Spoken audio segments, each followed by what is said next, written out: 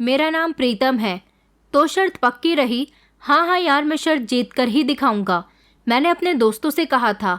हम लोगों के बीच शर्त लगी थी कि मुझे हमारे कॉलेज की सबसे खूबसूरत लड़की को पटाना था, और हमारे कॉलेज की सबसे खूबसूरत लड़की थी बिंदिया, जिसने इसी साल एडमिशन लिया था, जो हमारी जूनियर थी और कॉलेज में सारी लड़कियों से बिल्कुल अलग थी। भोली भाली, सीधी सादी, सिंपल और खूबसूरत।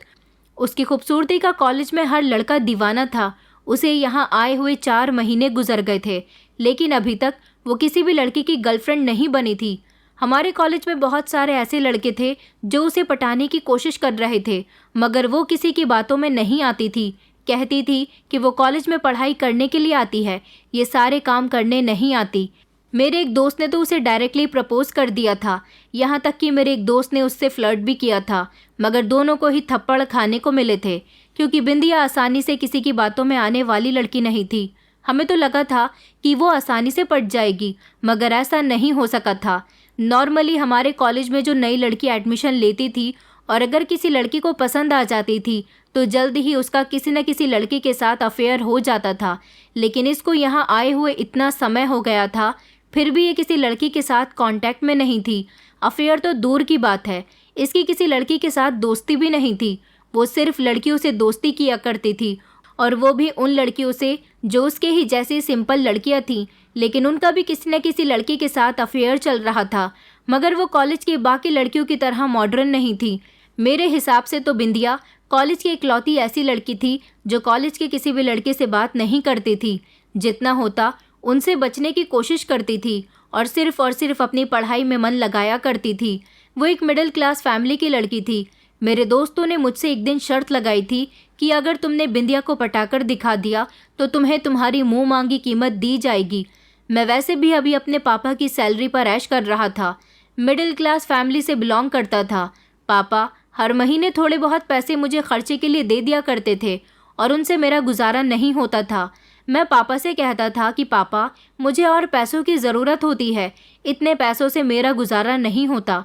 तो पापा कहते थे कि इस उम्र में तुम्हें खुद कमाना चाहिए, बच्चे पढ़ने के साथ साथ जॉब भी करते हैं, मगर तुम ना तो कोई काम करते हो और पढ़ाई में भी बस मामूली से ही नंबर्स लेकर आते हो। मुझे नहीं लगता कि तुम पढ़ लिख कर कभी कामयाब भी बनो।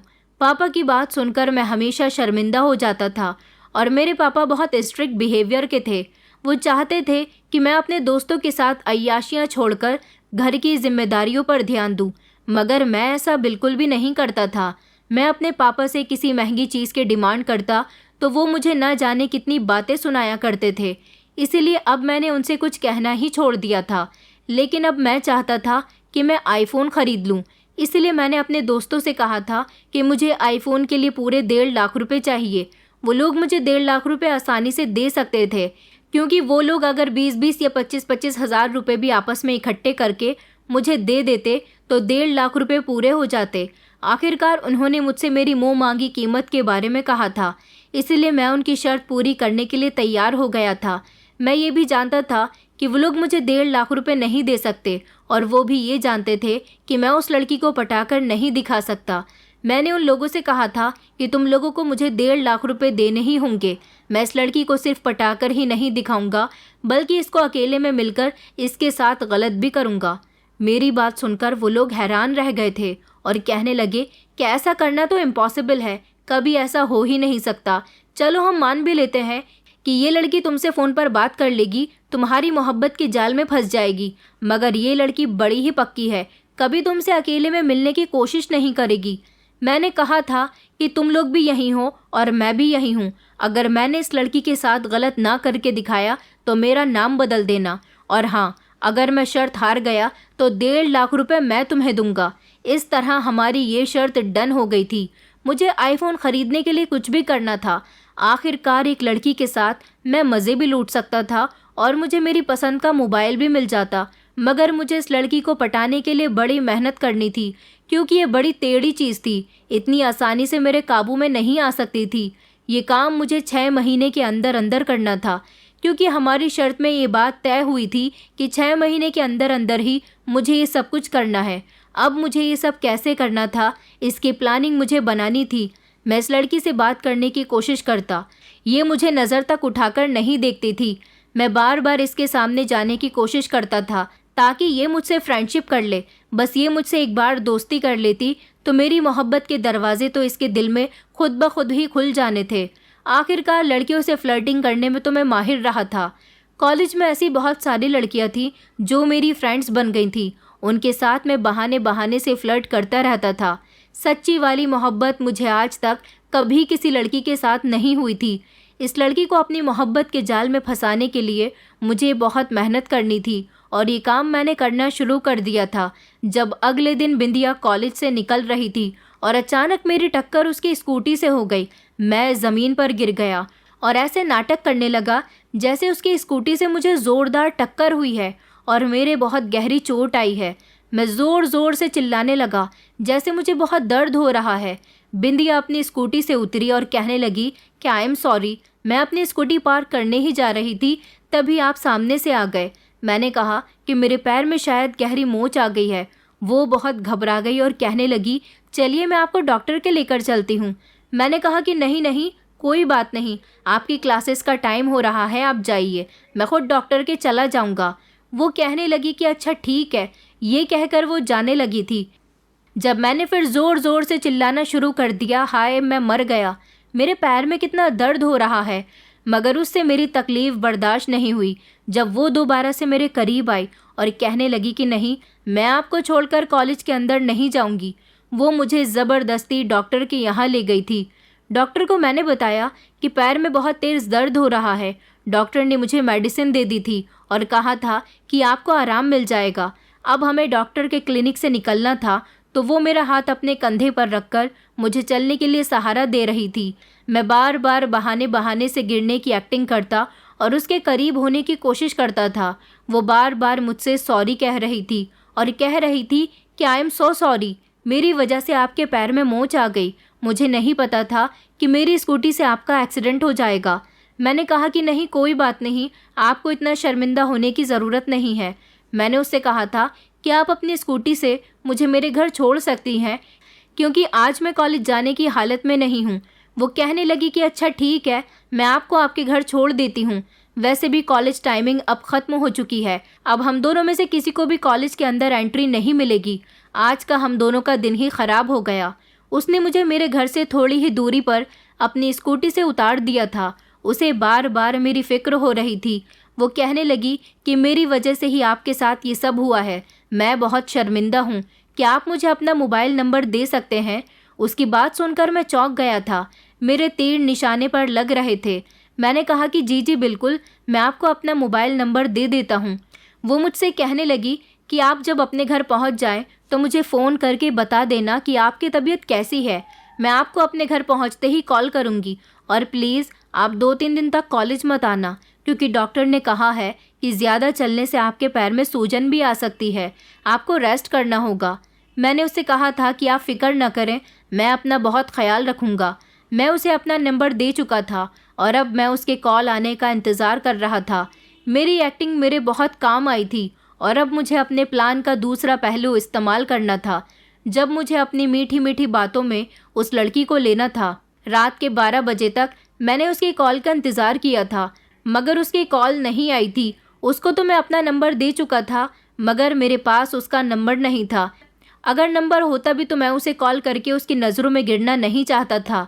मैं चाहता था कि वो खुद मुझे कॉल करके मेरे हालचाल पूछे। और फिर उसने अगले दिन मुझे कॉल की थी और जब उसने मुझसे मेरी तबीयत के बारे में पूछा तो मैंने उसे अपनी परेशानी का रोना रो दिया था। मैंने कहा था कि दरअसल मेरे छोटे छोटे भाई बहन हैं, मम्मी पापा बूढ़े हो चुके हैं, मैं उनसे ज़्यादा कोई काम नहीं करवाता, घर की सारी जिम्मेदारियां मुझ पर हैं, घर के बहुत सारे ऐसे काम हैं जो मुझे ही करने होते हैं। मेरी ज़िंदगी में तो आराम लिखा ही नहीं है। मेरे पैर पर पहले से भी ज़्यादा सूजन आ गई है।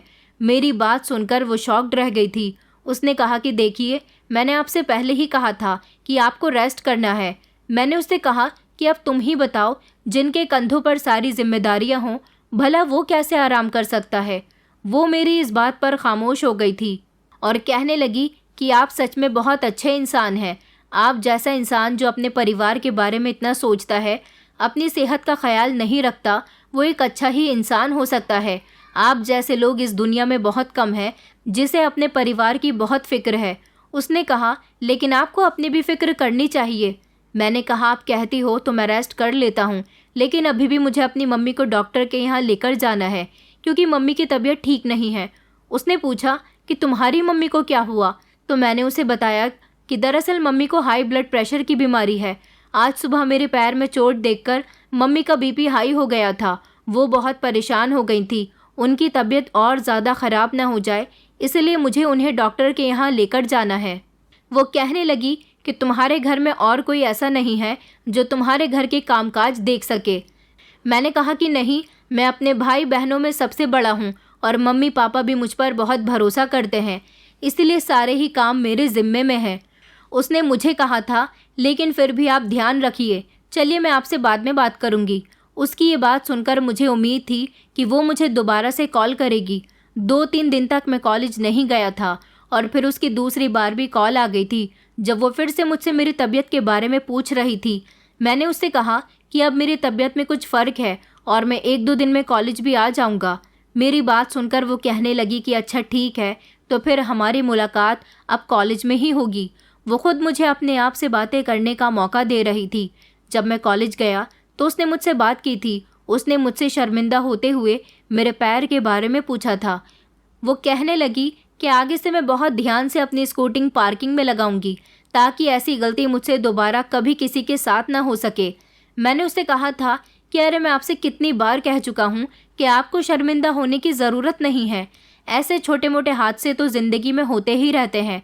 और फिर उसी दिन के बाद से हम दोनों के बीच बातों का सिलसिला शुरू हो गया था। वो मुझे एक बेहद शरीफ और अच्छा इंसान समझने लगी थी। आखिरकार मैं उसके सामने शराफत का पाठ ही इतना पढ़ता था और फिर धीरे धीरे हम दोनों की बातें इसी तरह से बढ़ती चली गईं।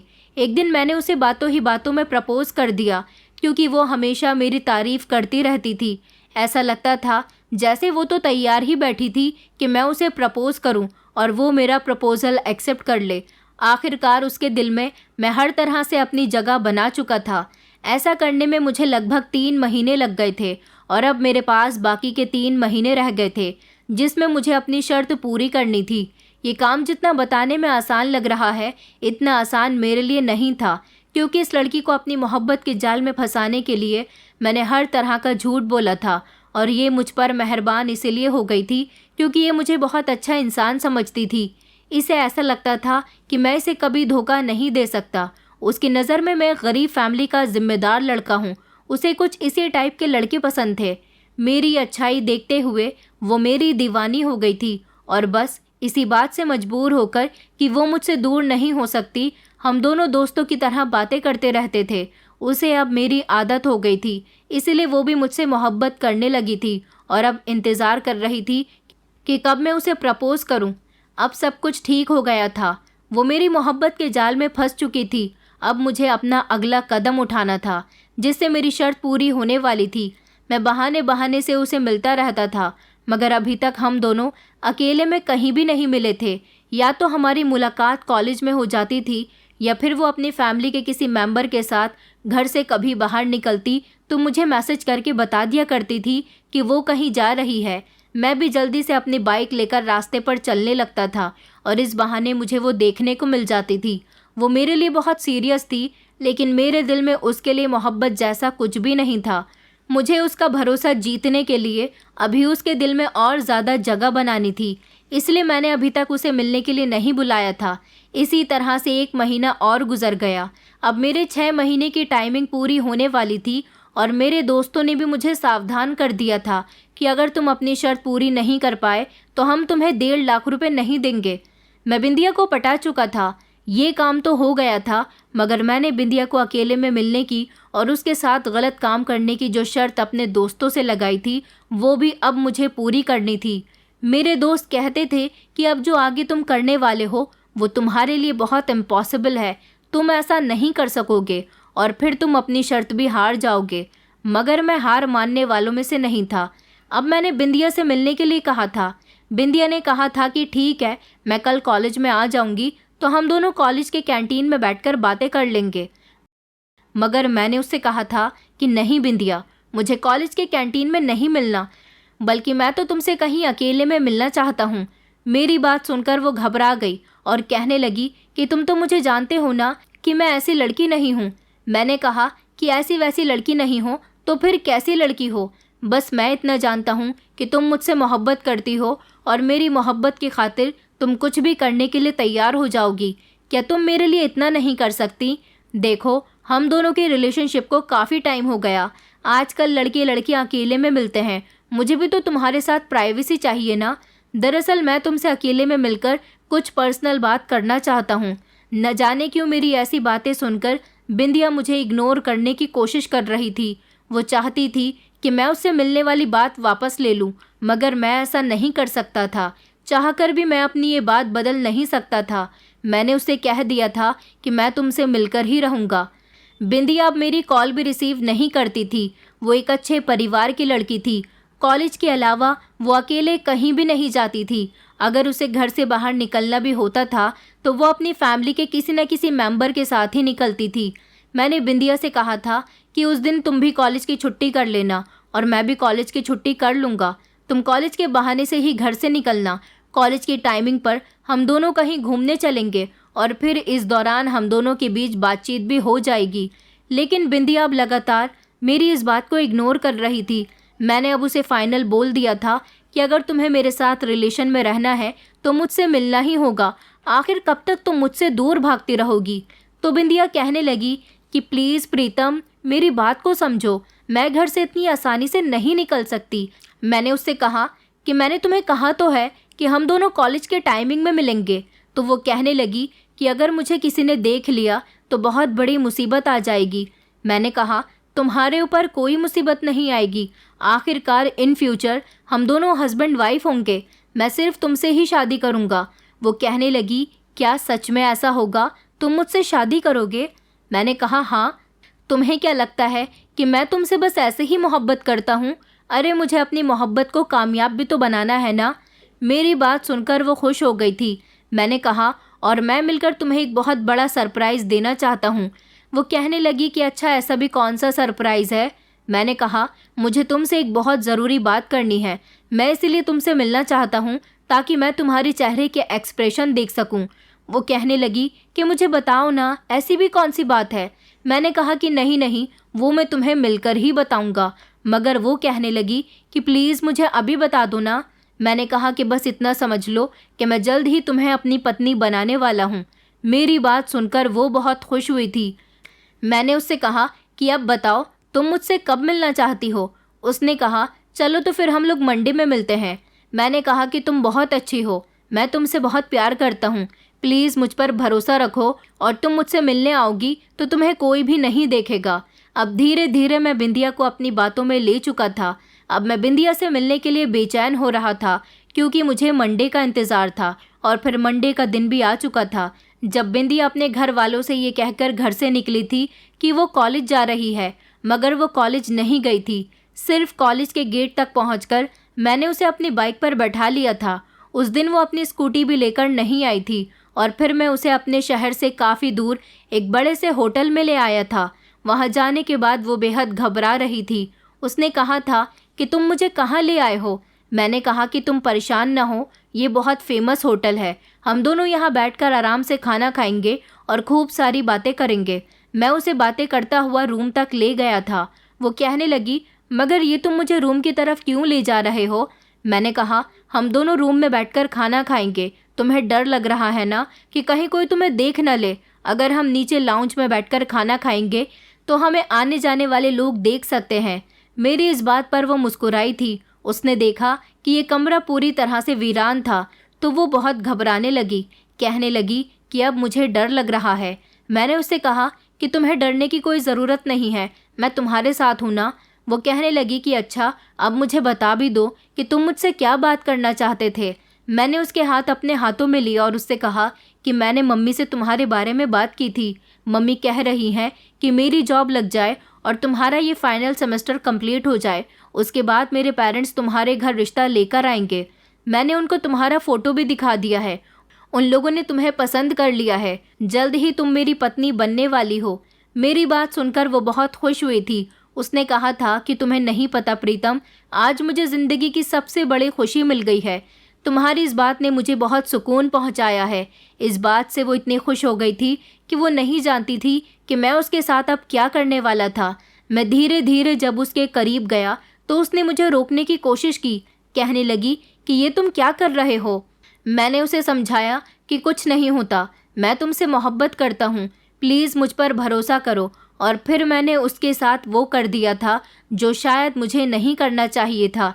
मैं तो उसके साथ ये सब कुछ करके बहुत खुश हुआ था, लेकिन वो मुझे बड़ी खामोश खामोश से नज़र आ रही थी।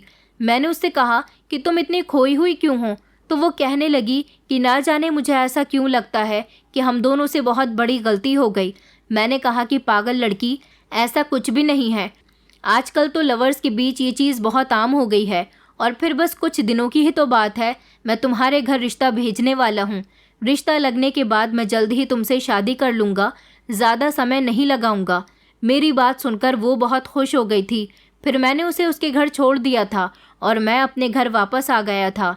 मैंने उस दिन बिंदिया के साथ अपने और उसके कुछ ऐसे फ़ोटोज़ भी क्लिक किए थे जो मुझे अपने दोस्तों को दिखाने थे, जो बहुत पर्सनल और प्राइवेट थे। मैंने अपने और बिंदिया के वो सारे फ़ोटोज़ अपने दोस्तों को सेंड कर दिए थे। मेरे दोस्त ये सब देखकर हैरान रह गए थे कि मैं अपनी शर्त जीत चुका हूँ। और फिर उन लोगों ने मुझे पूरे 1.5 लाख रुपए दे दिए थे। वो लोग बहुत अफसोसमंद हो रहे थे। उन्होंने कहा था कि हमें तो यकीन ही नहीं था कि तुम ये शर्त भी जीत जाओगे। मैंने उनसे कहा कि प्रीतम के लिए कुछ भी इम्पॉसिबल नहीं है। कुछ दिन और गुजरे थे कि मैंने देखा कि बिंदिया कॉलेज नहीं आ रही थी। वैसे भी मैं उससे अपनी जान छुड़ाना चाहता था। वो मुझे काफ़ी टाइम से कॉल कर रही थी, मगर मैं अब उसकी कॉल का भी कोई रेस्पॉन्स नहीं देता था, उसके मैसेज का भी कोई रिप्लाई नहीं देता था। और फिर एक दिन तंग आकर मैंने उसका नंबर ब्लॉक लिस्ट में डाल दिया था। मैं उसको हर तरफ से ब्लॉक कर चुका था। उसकी और मेरी मोहब्बत के बारे में कॉलेज में सिर्फ मेरे दोस्तों के अलावा और कोई भी नहीं जानता था। लेकिन मेरे दिल में उसके लिए कोई मोहब्बत नहीं थी और मेरी शर्त भी अब पूरी हो चुकी थी, इसलिए मैंने उसको मुंह लगाना बंद कर दिया था। और फिर 2-3 महीने गुजर गए थे जब तंग आकर खुद ही बिंदिया ने मुझे परेशान करना बंद कर दिया था। वो मुझे कॉलेज में भी कहीं दिखाई नहीं देती थी। मैंने सुना था कि उसकी तबीयत ठीक नहीं रहती, मगर मुझे उसकी तबीयत से अब कोई फ़र्क नहीं पड़ता था। अब मैंने आईफोन भी ख़रीद लिया था। मैं बहुत खुश रहता था। अपने दोस्तों के साथ कहीं घूमने जाता तो अपने मोबाइल से फ़ोटो क्लिक किया करता था। आखिरकार मेरे बाकी सारे दोस्तों की तरह मेरे पास भी मेरी पसंद का मोबाइल आ गया था। कुछ समय गुजरा तो मेरे मोबाइल पर एक नए नंबर से कॉल आई थी। मैंने कॉल रिसीव की तो कॉल पर बिंदिया हिचकियों से रो रही थी। न जाने कि उसके रोने की आवाज़ सुनकर मैं अचानक बेचैन हो गया था। मैंने उससे कहा कि क्या हुआ, तुम रो क्यों रही हो? तो वो कहने लगी कि मैं तुम्हें कब से कॉल्स कर रही हूँ, कितने टाइम से तुमसे कांटेक्ट करने की कोशिश कर रही हूँ, मगर तुम हो कि मुझे कोई रिप्लाई ही नहीं देते। मैंने कहा कि आखिर ऐसी भी क्या बात हो गई जो तुमने मुझे नए नंबर से कॉल की है? तो वो कहने लगी कि तुम नहीं जानते, मैं एक बहुत बड़ी मुसीबत में फंस गई हूँ। तुम्हारे इस तरह से बदलते हुए बिहेवियर को देखते हुए मैंने अपनी बहन के मोबाइल से तुम्हें कॉल की है। मैंने कहा कि अच्छा, बातों को ज़्यादा घुमाओ मत, क्या बात है? तो वो कहने लगी कि तुम जानते हो कि उस दिन की गलती ने मुझे कितनी बड़ी मुश्किल में डाल दिया है। मैंने कहा कि क्या हुआ है? तो वो कहने लगी कि मेरी तबीयत ठीक नहीं है और मुझे वॉमिट हो रही है, चक्कर भी आ रहे हैं। मैंने कहा तो फिर तुम डॉक्टर को दिखाओ, मुझे क्यों कॉल कर रही हो? वो कहने लगी कि पागल हो, तुम इस बात का मतलब नहीं समझते।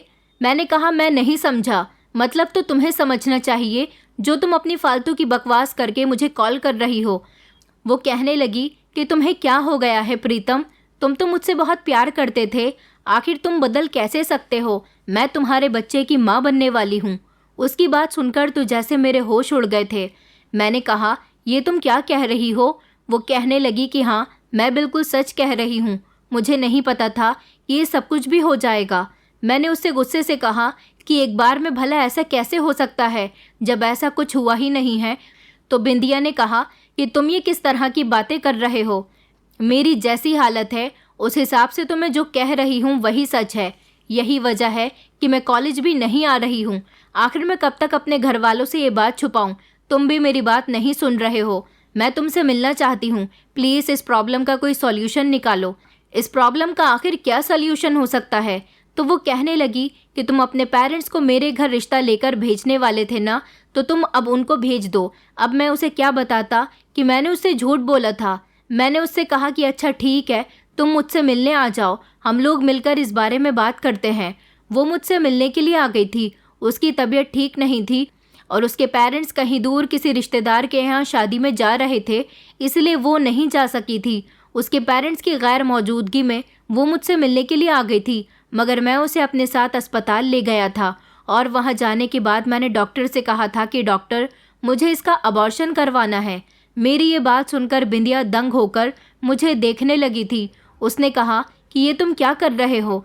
तुमने तो मुझसे कहा था कि तुम मेरा चेकअप करवाने के लिए मुझे यहाँ लेकर आए हो। मैंने कहा कि मैंने तुमसे झूठ बोला था। देखो, अभी मैं अपना करियर स्टार्ट करना चाहता हूँ, प्लीज़ तुम खामोशी से ये अबॉर्शन करवा लो। अगर तुमने ऐसा नहीं किया तो मैं एक बहुत बड़ी मुसीबत में फंस जाऊँगा। डॉक्टर के सामने होने से वो खामोश हो गई थी, लेकिन डॉक्टर ने अबॉर्शन करने से साफ इनकार कर दिया था। बिंदिया का चेकअप करने के बाद डॉक्टर ने कहा था कि इस लड़की का अबॉर्शन करने से इसकी जान को भी खतरा हो सकता है। मैं ये अबॉर्शन नहीं करूँगी। मैंने कहा था कि प्लीज़ डॉक्टर, हमारी बात मान जाइए। डॉक्टर कहने लगी कि तुम लोग यहाँ से जा सकते हो। डॉक्टर का बिहेवियर हमारे साथ बहुत गलत था। हम दोनों खामोशी से वहाँ से उठकर आ गए थे। बिंदिया अबॉर्शन करवाने के लिए साफ इनकार कर रही थी, लेकिन मैंने उससे कहा था अगर तुमने मेरी बात नहीं मानी तो मैं सबके सामने इनकार कर दूंगा कि ये बच्चा मेरा नहीं है। न जाने तुम किसका पाप मुझ पर थोप रही हो। मेरी बात सुनकर बिंदिया फूट फूट कर रोने लगी थी और कहने लगी कि मुझे तुमसे ऐसी उम्मीद नहीं थी, तुम इतने धोखेबाज इंसान निकल सकते हो। बिंदिया की वजह से मैं बहुत परेशानी से गुजर रहा था। मैं उसे ऐसी हालत में नहीं छोड़ना चाहता था। मैं चाहता था कि किसी भी तरह से ये बच्चा ख़त्म हो जाए, फिर उसके बाद इसके साथ चाहे जो हो। मैंने इस बारे में अपने एक दोस्त को बताया तो उसने मुझे एक दाई का सजेशन दिया जो औरतों की हर परेशानी का इलाज करती थी। मुझे तो कुछ भी करके बिंदिया का अबॉर्शन करवाना था। वो डॉक्टर छोटी थी या बड़ी थी, इससे मुझे कोई मतलब नहीं था। मेरे दोस्त ने मुझे उसका एड्रेस दे दिया था। मैं बिंदिया को इस समय वहाँ लेकर चला गया था। उसका घर बहुत दूर गंदगी भरे रास्ते से गुजरकर था। मैं उसके घर गया और मैंने जाकर बिंदिया के बारे में उसे सब कुछ बता दिया था। मैंने उसे ये नहीं बताया था कि बिंदिया मेरी गर्लफ्रेंड थी, बल्कि मैंने उससे कहा था कि ये बच्चा हम दोनों को नहीं चाहिए। दरअसल हम दोनों जॉब करते हैं और अभी अपने करियर पर ध्यान देना चाहते हैं। उसने कहा था कि मैं तुम्हारा काम कर दूंगी, मेरे लिए काम कोई मुश्किल नहीं है, मगर मुझे 25,000 रुपये चाहिए। मेरे लिए 25,000 की रकम बहुत बड़ी थी। इतनी महंगाई के ज़माने में पापा मुझे मंथली पॉकेट मनी सिर्फ 10,000 रुपये दिया करते थे। आखिरकार मैं इतने पैसे कहाँ से लाता? मैंने देखा कि बिंदिया ने अपने हाथ में सोने की एक अंगूठी पहनी हुई थी। मैंने बिंदिया से कहा कि प्लीज़ तुम अपनी अंगूठी इनको दे दो, इसको लेकर ये तुम्हारा अबॉर्शन कर देंगी। बिंदिया कहने लगी कि नहीं, मैं ये अंगूठी नहीं दूंगी, ये अंगूठी मेरी दादी की आखिरी निशानी है। मैंने कहा तुम्हारी दादी तो खुद इस दुनिया में नहीं है, तो फिर उनकी निशानी रखने का भी क्या फ़ायदा। मैंने उसके हाथ से ज़बरदस्ती अंगूठी उतारकर उस दाई को दे दी थी और उससे कहा था कि मेरा काम हो जाना चाहिए। मैंने देखा था कि इस दाई के पास हम लोगों के अलावा और कोई भी नहीं था। शाम तक मुझे वहाँ पर रुकना पड़ा था। वो बिंदिया को अपने साथ कमरे के अंदर ले गई थी और ना जाने कमरा बंद करने के बाद वो अपने साथियों के साथ मिलकर क्या करती रही थी। शाम का टाइम हो गया था जब वो कमरे से बाहर निकली और कहने लगी कि तुम्हारी पेशेंट अभी बेहोश है, तुम अपनी पेशेंट को ले जा सकते हो। मेरी समझ नहीं आ रहा था कि बिंदिया बेहोश क्यों थी और उसको ऐसी हालत में मैं कहाँ पर ले जा सकता था। ना तो मैं उसे अपने घर ले जा सकता था और ना ही उसे उसके घर ले जा सकता था। मैंने दाई से कहा था कि बिंदिया को जब तक होश नहीं आ जाता मैं उसे यहाँ से नहीं ले जा सकता। वो कहने लगी कि नहीं, ऐसा नहीं चलेगा, तुम इस लड़की को अभी यहाँ से लेकर जाओ। मैंने कहा मगर आप ये कैसी बातें कर रही हो, मैं ऐसी सिचुएशन में इसे कहाँ लेकर जाऊँगा। वो मेरी बातें सुनकर हंसने लगी और कहने लगी कि ये तो तुम्हारी पत्नी है ना, तो जाहिर सी बात है तुम इसे अपने घर ही लेकर जाओगे। अब मैं इसे क्या बताता कि मैंने इसे झूठ बोला था। यहाँ पर मैं मजबूर हो गया था। मैं खामोशी से बिंदिया को वहाँ से अपनी गोद में उठाकर बाहर ले तो आया था, मगर अब मैं किस तरह से उसे लेकर जाऊँ मेरी समझ नहीं आ रहा था। फिर मैंने अपने एक दोस्त को फ़ोन किया और उसे सारी सिचुएशन के बारे में बताया था। वो मेरी बात सुनकर घबरा गया और कहने लगा कि यार ऐसा ना हो कि इस लड़की के साथ कुछ गड़बड़ हो जाए। मैंने उससे कहा था कि अभी तुम प्लीज़ यहाँ आ जाओ। मेरा दोस्त आधे घंटे बाद वहाँ पर पहुँच गया था। उसने कमरे का इंतज़ाम कर लिया था जहाँ पर मुझे बिंदिया को ले जाना था। मैं अपने दोस्त को उसकी कार में बिठाकर ले गया था ताकि बिंदिया को ऐसी हालत में कोई देख न सके। काफ़ी रात हो गई थी। मैं जानता था कि बिंदिया के घरवाले उसके लिए परेशान हो रहे होंगे। हालांकि मेरे घर वालों के भी मेरे पास फ़ोन आ रहे थे। मैंने उन लोगों से कहा था कि आज मैं घर देर से आऊँगा। रात से सुबह हो गई थी मगर बिंदिया को होश नहीं आया था। मैं बहुत डर रहा था। मेरा दोस्त भी बार बार कह रहा था कि यार उस दाई ने इसके साथ ऐसा भी क्या कर दिया कि इस लड़की को होश ही नहीं आ रहा। ये तो मैं भी नहीं जानता था कि बिंदिया के साथ क्या हुआ है। अब मैं इस तरह से उसे यहाँ कमरे में तो नहीं छोड़ सकता था। फिर मैंने सोचा कि इससे पहले कुछ बड़ी मुसीबत मेरे गले पड़ जाए, मुझे बिंदिया को लेकर अस्पताल जाना चाहिए। मेरा दोस्त कहने लगा कि तुम अस्पताल जाओगे तो वहाँ भी डॉक्टर सवाल करेंगे कि इसके साथ क्या हुआ है, तो तुम क्या जवाब दोगे? मैंने कहा कि मैं बता दूंगा कि मैंने इसका अबॉर्शन करवाया है और तब से ये होश में नहीं आई है। मेरा दोस्त कहने लगा कि पागलों वाली हरकतें मत करो। तुम इस औरत के पास जाओ जिसने बिंदिया का अबॉर्शन किया था। उससे पूछो कि वो अभी तक होश में क्यों नहीं आई है। मैं जब उस औरत के घर गया तो ये देखकर मेरे होश उड़ गए थे कि उसके घर में ताला लगा हुआ था। वो औरत वहाँ पर मौजूद ही नहीं थी। मैं काफ़ी देर तक उसके दरवाजे पर खड़ा हुआ उसका घर खुलने का इंतज़ार करता रहा था, मगर उसके घर के बाहर खड़े खड़े 3 घंटे गुजर गए थे। वहाँ कोई भी नहीं आया था। उधर मुझे बिंदिया की बहुत फिक्र हो रही थी।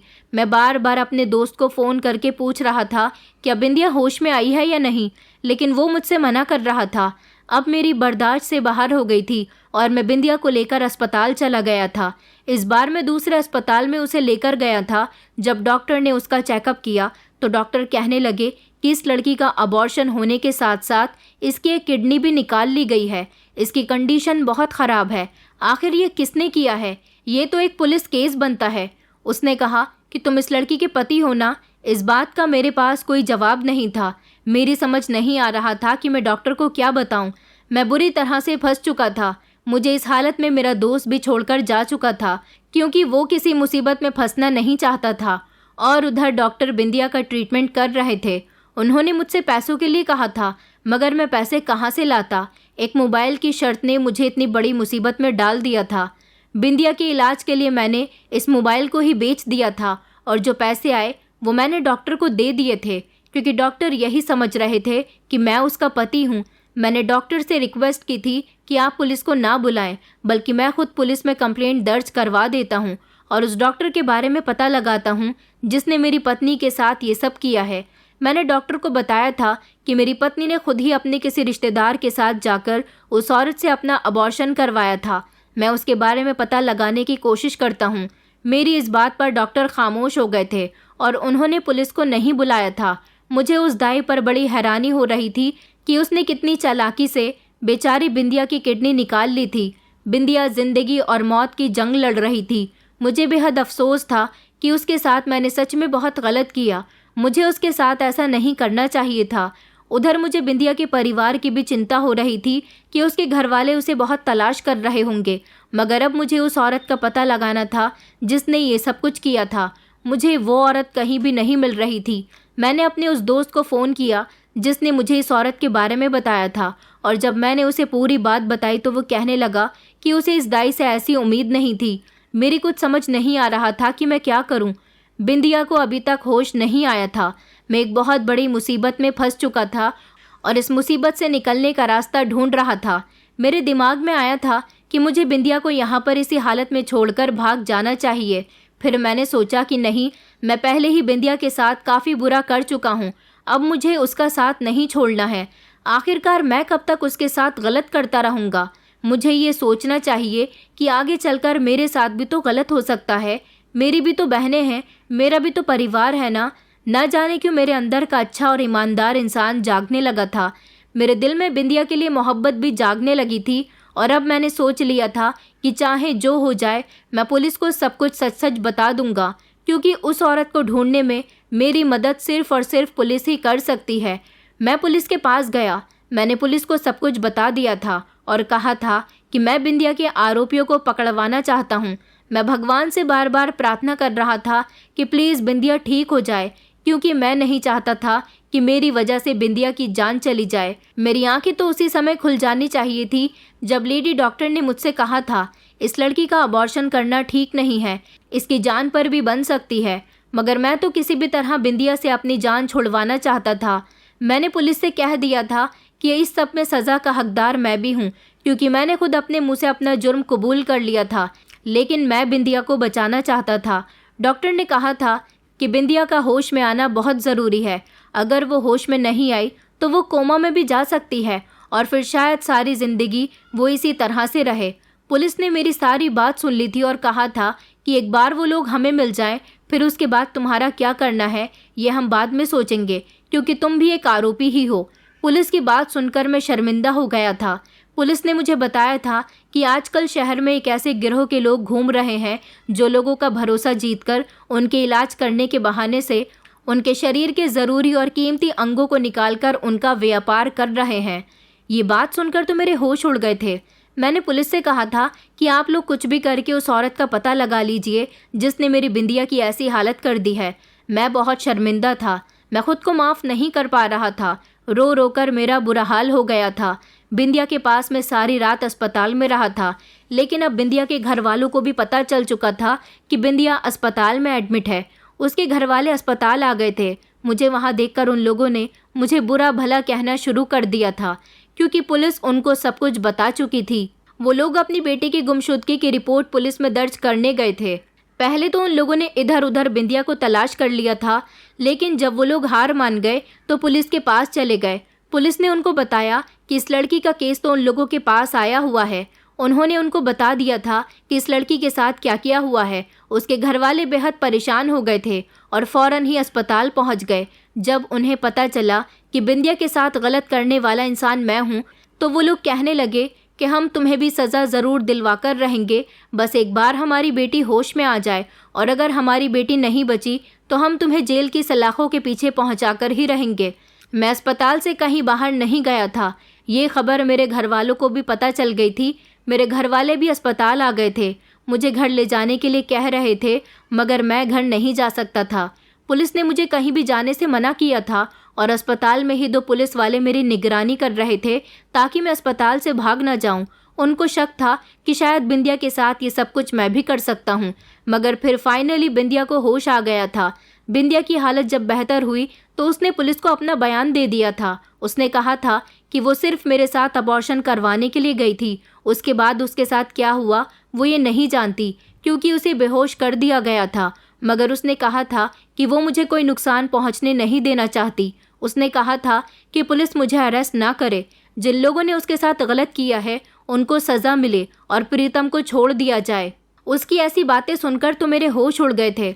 मैं बिंदिया से मिलने के लिए उसके रूम में गया था और मैंने उससे सवाल किया था कि मैंने तुम्हारे साथ इतना गलत किया, फिर भी तुमने मुझे क्यों बचा लिया? मैं इस सज़ा का हकदार हूँ, प्लीज़ मुझे सज़ा मिलने दो। बिंदिया कहने लगी कि नहीं, मैं ऐसा नहीं होने दे सकती। मैं तुमसे बहुत प्यार करती हूँ। मैं जानती हूँ कि मेरी तबीयत बिगड़ने से तुम भी परेशान हो गए होगे। तुम्हें अपनी गलती का एहसास हो गया है, यही मेरे लिए बहुत है। मैं तुम्हें जेल की सलाखों के पीछे नहीं देख सकती। इस हादसे ने तुम्हें मुझसे मोहब्बत करने पर मजबूर कर दिया। याद करो कि तुम्हें ने कहा था कि तुम मुझसे मोहब्बत नहीं करते। मैं उस समय टूट कर रह गई थी, मगर अब तुम्हारी जैसी हालत हो रही है उसे देखकर ऐसा लगता है कि तुम मुझे देखकर टूट चुके हो। मैंने बिंदिया से हाथ जोड़कर अपने किए की उससे माफ़ी मांगी थी। मैं बहुत शर्मिंदा हो रहा था। शायद उस जैसी लड़की मुझे कभी नहीं मिल सकती थी। बिंदिया ने अपने घर वालों से भी माफ़ी मांगी थी और कहा था कि वो सब भी मुझे माफ़ कर दे। पुलिस ने उस औरत और उसकी गैंग को भी पकड़ लिया था। उन लोगों ने बताया था कि उन्होंने सिर्फ बिंदिया के साथ ही ऐसा नहीं किया, बल्कि वो अलग अलग जगह जाकर छोटी मोटी डॉक्टर या दाई बन जाती है और किसी न किसी बहाने से लोगों का भरोसा जीतकर उनका इलाज करती है और ऑपरेशन करने के बहाने पेशेंट के ज़रूरी अंग निकाल लेती है और उनको बेचकर उसका काफ़ी मुनाफा होता है। जिस जगह से उसे फ़ायदा हो जाता है फिर वो उस जगह को वहाँ से छोड़ देती है और किसी दूसरी जगह यही काम दोबारा से करना शुरू कर देती है। उसकी गैंग में बहुत सारे लोग शामिल थे। पुलिस ने कड़ी मेहनत के बाद उसको और उसकी गैंग को पकड़ लिया था और फिर इस तरह से धीरे धीरे सब कुछ ठीक होता चला गया। मगर मुझे इस बात का अफसोस था कि मेरी वजह से मेरा ही बच्चा इस दुनिया से जा चुका था और बिंदिया के साथ भी बहुत गलत हुआ था। मैं आज भी अपनी इस गलती पर शर्मिंदा होता हूँ। उस दिन के बाद से मैं पूरी तरह से सुधर गया। बिंदिया ने मुझे बिल्कुल अपने जैसा बना लिया था। मैं सिर्फ उसका होकर रह गया था। मैंने जॉब करना शुरू कर दी थी। मैं एक ईमानदार इंसान बन गया था। इस हादसे के बाद मेरे पेरेंट्स ने बिंदिया के पेरेंट्स से मेरा हाथ भी मांग लिया था और फिर हम दोनों की शादी हो गई थी। मेरे घर वाले भी मुझसे इस बात पर बहुत नाराज़ हुए थे। यहाँ तक कि मेरे पापा ने मुझ पर हाथ भी उठाया था क्योंकि उनकी भी बहुत बदनामी हुई थी। मगर मैं क्या करता, दोस्तों के साथ लगाई हुई एक छोटी सी शर्त ने मेरी पूरी ज़िंदगी को बर्बाद करके रख दिया था। मैं आप लोगों से यही कहना चाहूँगा कि दोस्तों के साथ शर्त लगाना ठीक है, मगर शर्त ऐसी होनी चाहिए जिससे किसी की इज्जत को नुकसान ना पहुँचे, किसी की ज़िंदगी को नुकसान ना पहुँचे। ऐसा ना हो कि आप लोग भी मेरी तरह चंद पैसों के लिए किसी बड़ी मुसीबत का शिकार हो जाएं। आज मैं बिंदिया के साथ एक खुशहाल ज़िंदगी गुजार रहा हूँ, मगर जब भी मुझे वो हादसा याद आता है तो मेरे पैरों तले से ज़मीन निकल जाती है। उस गलती की सज़ा भगवान ने मुझे पिता ना बनने के रूप में दी है, क्योंकि मैंने अपनी पत्नी का अबॉर्शन करवा दिया था और फिर जब मेरी शादी बिंदिया के साथ हो गई तो मैं तब से लेकर आज तक पिता बनने के लिए तरस रहा हूँ। मेरी पत्नी ने तो मुझे माफ़ कर दिया है, मगर शायद भगवान मुझसे मेरी इस गलती पर आज भी नाराज़ है। दोस्तों, उम्मीद करती हूँ आपको हमारी कहानी पसंद आई होगी। कहानी पसंद आई है तो वीडियो को लाइक करें, चैनल पर नए हैं तो चैनल को सब्सक्राइब करें और हाँ, नोटिफिकेशन बेल को ज़रूर दबाएं ताकि अगली अपडेट सबसे पहले आपको मिले।